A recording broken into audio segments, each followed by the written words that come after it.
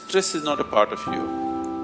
You get stressful because you do not know how to handle your mind. Now you're a student. Being a student is stressful.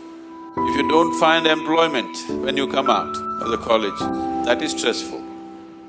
If you get a job, even more stressful. If you don't get married, that is very stressful. If you get married,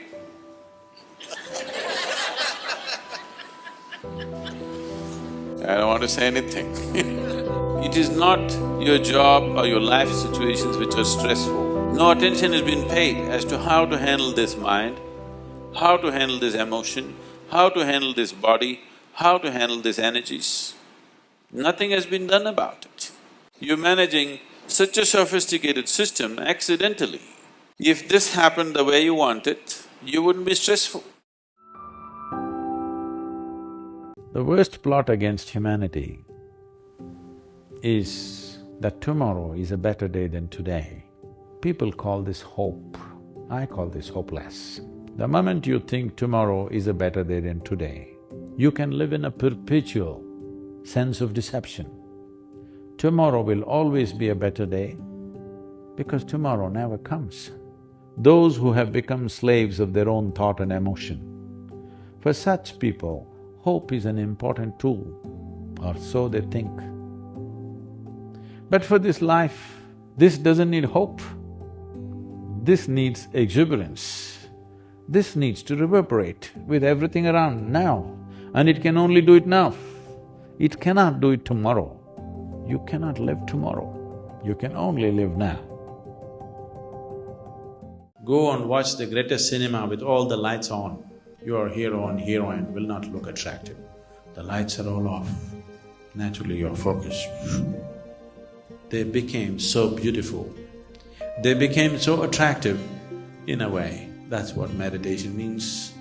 You close your eyes, and if you simply sit in the right kind of presence, then after your outside nonsense has played itself out, there is no other distraction. You just look at this one. This is an explosive form of life. This is not a simple life. If all distractions are taken away and you just look at anything, you'll fall in love with that.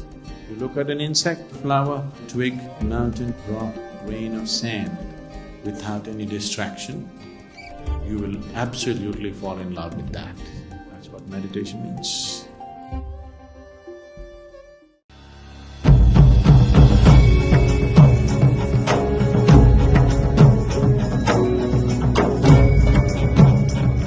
The Rally for Rivers was largely an awareness campaign to bring about a change in the policy as to how we conduct our rivers. The Niti Aayog made this into an official recommendation for all the 29 states. Kaveri Calling is a project which is in partnership with the farmers, with the government and with the larger civil society. Now we are moving into a very large-scale tree-based agriculture. Here, we need 2.42 billion trees to revive the river. We want to show the world in 10 to 12 years' time we can actually revive a river significantly. At the same time, multiply farmers' income. This is not another tree planting program. This is an economic plan with an ecological impact. When a child enters your life, it is time to learn, not to teach. Well, both in terms of parenting and in terms of education.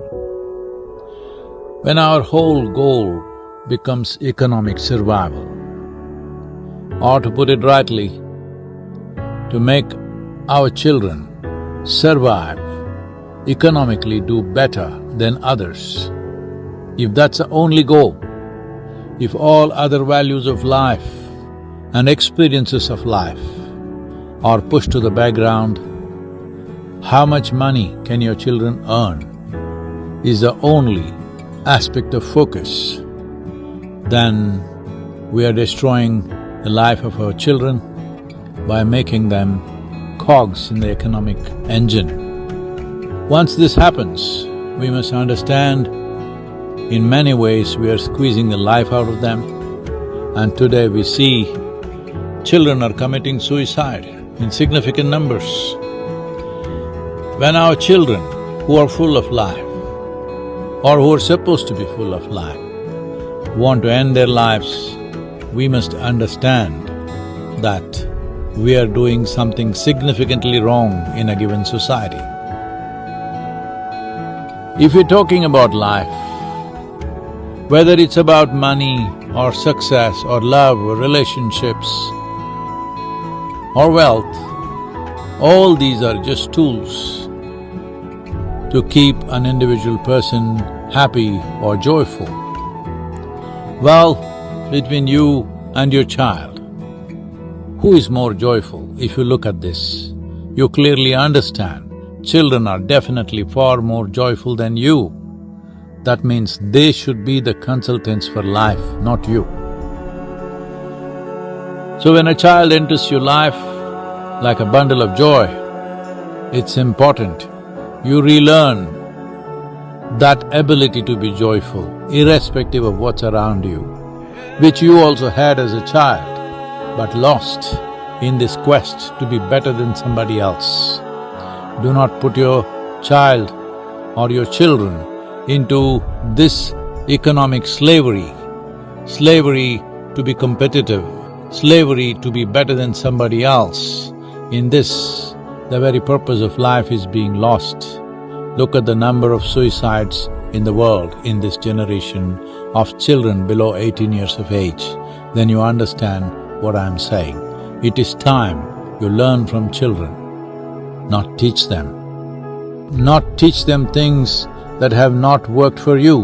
When I say not worked for you, how joyful you were when you're 5 years of age, how you are when you're 35, 40. Look at this.